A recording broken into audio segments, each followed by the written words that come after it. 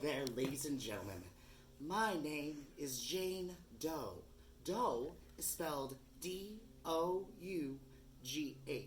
Because I like to get the coin, and out of drag, I look like Pillsbury's brother. Now, I spent a lot of time getting dragged this bright and early, so I hope you're all ready to spill a little tea, throw a little shade, and better yet, throw the whole damn tree while we're at it. Now, I come from the age of comedy, where everything is rude, crude, and out of control. So, I'm going to cross all the lines.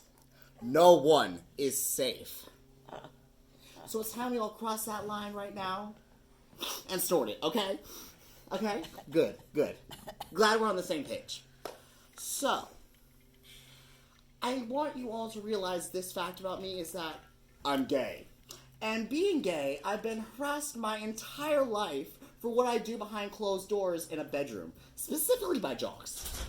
Now, what I find so ironic about this is that those jocks do those same acts that I do in my bedroom behind closed doors, but do it on a field and get paid lots of money for it. Let me break it down for you. So, in the game of football, you start off each play by getting so low that you're close enough to rim the guy's ass, and then you throw around some balls, and then you tackle other men. You know, I tackle other men as well, and I throw around balls too, but I'm doing it for your pleasure, baby. Do not even get me started on wrestling. I mean, you're literally starting in doggy style position yet again, rolling all over each other, basically dry humping each other. I mean, if a little cup is the only thing that is keeping you from grinding up on a guy, bitch, you gay, okay? You gay. Now, if there's anything that's as gay as me and Sam over here, it's playing football or wrestling with another man. Sam, you are so gay, even your asshole has a list. Now, Samson, back here, bro. Stand up for a second. No, stand up. Uh-oh. Stand up. Sit down. No, stand up for a second. No, you're not gonna? Why? You feel sad today. Someone's not playing around. That's fine. But you know what? You always have very sensible style. But the only thing I do need to say to you is you need to pull up those damn pants, boy. I can see Pinocchio, and he's always telling the truth. Now, I have to be a little honest with you guys here. You guys have it really easy when it comes to dating apps in the straight world. I mean, first off, let's talk about the difference in names here. You guys get the sweet names like OkCupid, Tinder, Bumble. And what do we get? Grindr, Ruff, Adam for Adam, Growler, Daddy Hunt, and SquirtFucking.org. And those are just the names. Let's break down the types of apps. So you guys have Tinder, for instance, where you swipe left, it's a no, and you swipe yes, it's let me see them titties. Now, we don't have a swiping system on most of our apps. We don't get the luxury of that. You just talk to your matches. We get messages from everyone because our apps are all organized based on location. So I randomly get messages from men in their late 50s to early 60s. It's kind of nasty, the amount of unsolicited dick pics I've received from them, and I have a prepared message for them whenever they send them, just saved, ready to go. Hello, sir. Thank you so much for sending me a picture of your nice little worm. Unfortunately, this is not going to work out for a plethora of reasons.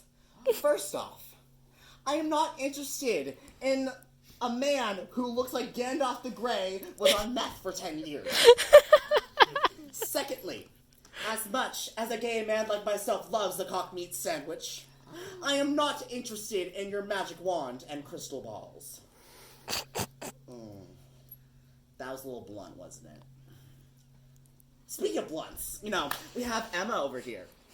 Emma is Miss Sloth Queen. The reason I call you Miss Sloth Queen is because you always sound like you're sounding everything out. Get my gist? Do you understand? Good. Okay, so yeah, dating apps are nasty. And they can also be quite cutthroat. In fact, in the dating world, in the gay community, people put the nastiest things on their profiles. No fats, no femmes, no Asians, no blacks. And for someone who's as curvaceous as myself, I am not fat. Let's get that straight, honey. I am large and in charge, chunky yet funky, thick and juicy. So that's not fat, okay? Thank you. But I've received some really nasty messages on these sites, and specifically about my weight. They're always like, you need to go to the gym, fatty. And I'm like, bitch, I do go to the gym. Let's keep that straight. I go to the gym. In fact, I'm like a ninja at the gym. Nobody ever sees me. But calling these apps dating apps is really a stretch because they're more for hookups. Let's be honest. Dating apps are kind of like the Hunger Games, but instead of hunting down people, we're hunting down dick. Speaking of hunting down dicks, I've done this myself plenty of times, and so has Miss Jess over there if she was actually present. Jess, your mama must think you're Santa Claus because she's always calling you a ho, ho, ho. Girl, you get more dick than a urinal at Dodger Stadium. But the difference between you and that urinal is they get cleaned up after a grand slam. I know. That was rough. Just like you like it in bed. Oh, Chantal. If she was also here as well. You know, people being absent. You know, Chantal, after seeing your smoking piece that broke, I know exactly how you like your dick. 3.5 inches, purple, and made of glass. Your best mating partner would most likely be Barney. Purple. Oh, dinosaur. Yes. Big dinosaur dick. Right. Nasty ass bitch. So, as I said, the dating realm is a lot of hookups, and I've had some really bad ones. There's one in particular that I would like to explain to all of you. Now, this is graphic. As I said, I'm going to cross all the lines here. Okay. Now that we're settled. So, all of us prepare for hookups in different ways. I personally prepare by, cleaning myself out, making sure I'm good and pampered. And some guys prepare by smoking meth. We're all different. So, I go to this guy's hotel room, and it's all smoked out.